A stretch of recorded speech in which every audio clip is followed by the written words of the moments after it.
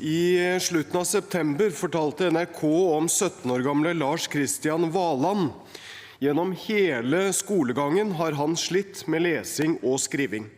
Først på videregående fikk han påvist sterk dysleksi, og han sier selv at hverdagen da med ett ble veldig mye lettere.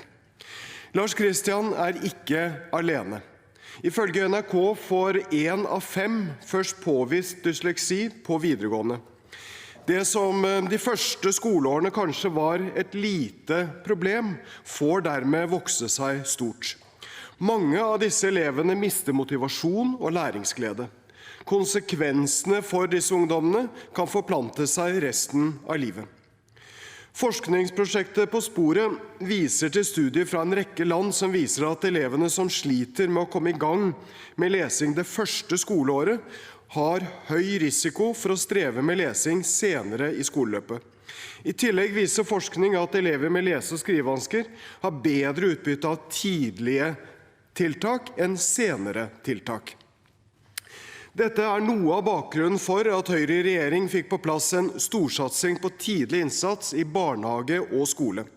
Det handler om tiltak som økt pedagogtetthet i barnehagene, plikt til samarbeid ved overgang fra barnehage til skole, økt lærertetthet, plikt for skolene til å tilby intensivopplæring når elever står i fare for å bli hengende etter i lesing, skriving eller regning, en storsatsing på lærerspesialister i begynneropplæring, en historisk etter- og videreutdanning og skjerpede kompetansekrav til lærere som underviser i norsk, engelsk og matematikk, og en opptrapping av spesialpedagogisk kompetanse.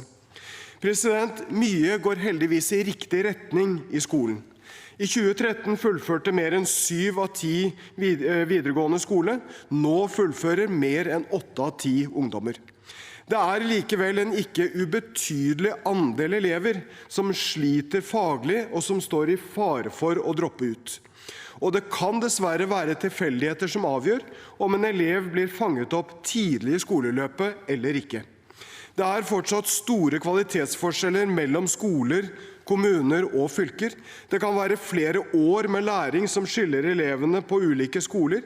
Det gir mange elever et dårlig utgangspunkt og vil gi dem utfordringer i møte med ungdomsskole og videregående opplæring. Målet må være at alle elever lærer å lese, skrive og regne skikkelig på barnetrinnet. Men fortsatt er det mange elever som begynner på ungdomsskolen uten grunnleggende ferdigheter i lesing, skriving og regning. 1 av 4 elever på 8. trinn i ungdomsskolen kan ikke lese skikkelig, og nesten 1 av 3 mangler grunnleggende ferdigheter i matematikk. Hvis ikke ungdomsskolen retter opp dette, vet vi at disse elevene vil slite med å fullføre videregående. Jeg er bekymret for retningen som Arbeiderpartiet nå tar skolen. Med et pennestrøk har regjeringen fjernet lærerspesialistene og de skjerpede kompetansekravene til lærerne som underviser i norsk, engelsk og matematikk. Høyre hadde som mål at alle skoler skulle ha tilgang til en lærerspesialist i begynneropplæring. Vi trappet derfor opp satsingen, og flere universiteter utviklet et godt videreutdanningstilbud. Universitetet i Stavanger beskrev målet med studiet på følgende måte: Lærere skal videreutvikle kompetansen sin i begynneropplæring, samtidig som de utvikler kompetanse som gjør dem rustet til å utøve en faglig lederrolle innen begynneropplæring i lederkollegiet. Det tar tid å bygge opp denne kompetansen, men det tok ikke Arbeiderpartiet mer enn noen måneder å rive den ned. Jeg er også bekymret for signaler fra deler av venstresiden om å fjerne nasjonale prøver. Skolen og lærerne trenger verktøy som kan bidra til at elevene som sliter blir fanget opp tidlig, og både skoleeier og vi som samfunn trenger kunnskap om hvordan utviklingen er i skolen. Jeg håper derfor at kunnskapsministeren kan avklare om regjeringen vil svekke de viktige verktøyene som kartleggingsprøver og nasjonale prøver er. Samtidig så finnes det ikke én fasit på hvordan barn som henger etter i et fag skal kunne mestre faget, men vi vet at tidlig innsats fungerer.